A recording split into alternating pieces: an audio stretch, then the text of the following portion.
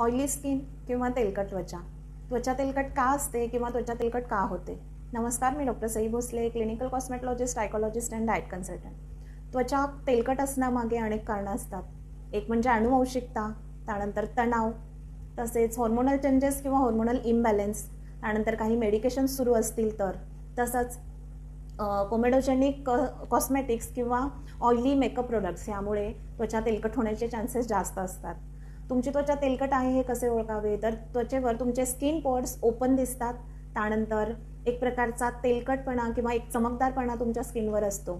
Oily skin असणाऱ्यांना black head, white head किंवा कोमेडॉन्स येण्याचा धोका जास्त असतो.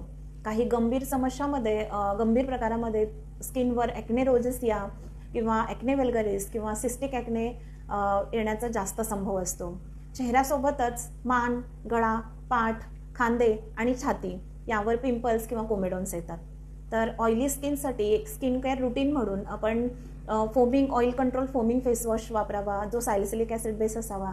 त्यानंतर मॉइश्चरायझर किंवा सनस्क्रीन यूज करताना लक्षात हवं की ते नॉन कोमेडोजेनिक असतील आणि वॉटर बेस किंवा जेल बेस असतील. तसेच खाण्यामध्ये बेकरी प्रोडक्ट, खूप गोड पदार्थ, त्यानंतर दुग्धजन्य पदार्थ आणि ऑइली फूड खाणं टाळावं. भरपूर पाणी प्यावं. ॲक्ने रोजेसिया किंवा ॲक्ने वल्गॅरिस किंवा सिस्टिक ॲक्ने तसेच बॉडी ॲक्ने असतील तर तज्ज्ञ डॉक्टरांच्या सल्ल्याने औषध उपचार घ्यावेत.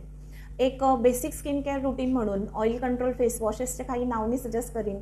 ते म्हणजे Saslic DS foaming face wash, त्यानंतर सिटाफिलचा oil control foaming face wash, त्यानंतर KLM क्लीनचा ऑइल कंट्रोल किंवा face wash for oily and acnegenic skin, तसेच डर्माकोचा 1% salicylic acid base gel base face wash आणि फॉक्सटेलचा ॲक्ने कंट्रोल क्लिन्झर. यापैकी कोणताही एक फेस वॉश तुम्ही ऑइली स्किनसाठी डेली स्किन केअर रुटीन म्हणून यूज करू शकता.